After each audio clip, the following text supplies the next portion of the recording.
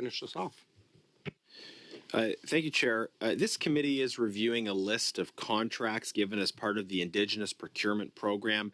Some of these companies do seem to follow the GC Strategies model. That is, they are very small firms based in private homes in Ottawa, not on reserves, but in Ottawa, who advertise a specialty in government contracts management. In other words, they're in the business of simply getting contracts and subcontracting. Do you think that the government should be contracting out to firms who use the GC Strategies model? That brings us back to the discussion that we had some months ago. And as you know, very important measures have been put in place since that time, including... I've got 5 minutes. You know you're not answering the question. Do you think that government should be contracting out to firms who use who use the GC Strategies model? I'm not talking about ArriveCan, I'm talking about the model, where a company just receives contracts and subcontracts without actually working on the project. Do you think that the government should contract to companies who use this model? Well, I think the ArriveCan model and the GC Strategies model has been well discussed and much investigated by all sorts of groups and committees and organizations, and we have learned important lessons.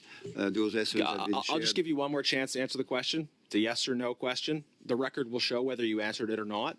Do you think that the Government of Canada should contract to companies who simply receive contracts and subcontract?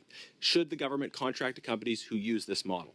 Well, I've just answered the important fact, as you point out, that so-called model, which you just described, is a model that has been heavily criticized by the Auditor General and other groups, including this particular committee. And obviously, those lessons have been well understood, and many of those recommendations have already been implemented over the last but the question still hasn't been answered, but I have to move on. There's a particular problem here if the recipients of all or most of those subcontracts are non-Indigenous.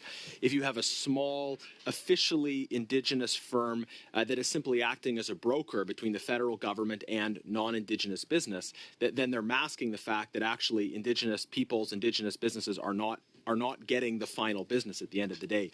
Is there an expectation or a requirement that some percentage of subcontracts also go to Indigenous firms? Well, that's exactly what we need to do. We need to make sure that Indigenous businesses have access to the procurement opportunity that other Canadians also have. And that's why... Right, at the subcontracting level as well? Not only do we have a target of 5%, but we're moving towards that target, and in some of the departments we have exceeded that target. Okay, sorry, Minister, it's a specific question. I'd like you to answer it. Is there an expectation at the subcontracting level that some percentage, when a contract goes to an Indigenous business that's acting primarily as a broker, is there an expectation that a certain percentage of the subcontracts go to Indigenous businesses? There are rules and regulations and expectations and targets. Okay, so what's that percentage? Indigenous businesses have their fair share of procurement. What is the percentage required at the subcontract level? So as you note, and as you will know, I suppose the target is 5% of Indigenous businesses having access to procurement contracts.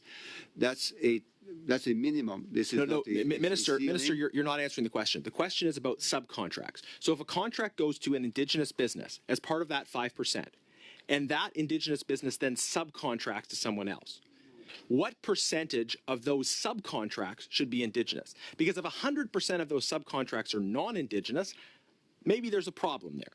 So of that 5%, for the subcontracts, what percentage must, if any, must be Indigenous?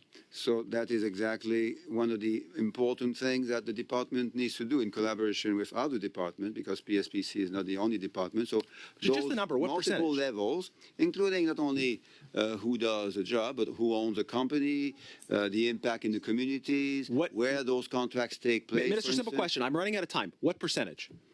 Well, I'm just trying to explain the context. I'm not looking for an explanation. I'm looking for a number. And if you like, and I'm just going to say, Minister, the committee ordered information on subcontracts, and almost none were provided. The information we got from the vast majority of departments is that they're not even tracking. They're not even tracking on subcontracts. A final question. There are over 600 Indigenous nations in this country. Do you think it would be a problem if a single company we're getting, say, more than 5% of the total amount allocated for Indigenous procurement? Brief answer, please, Minister. Very brief. So there are about 600 communities in Canada, Indigenous communities, about 70 Indigenous First Nations, and we work with all of them to make sure that they have access to the proper services and the proper procurement opportunities. Chair, the minister didn't answer the question, so I wonder if it could be posed to him again. Maybe there was a problem in transportation. We are out of time. Perhaps you can get back to us with a real answer in writing, Minister. If more is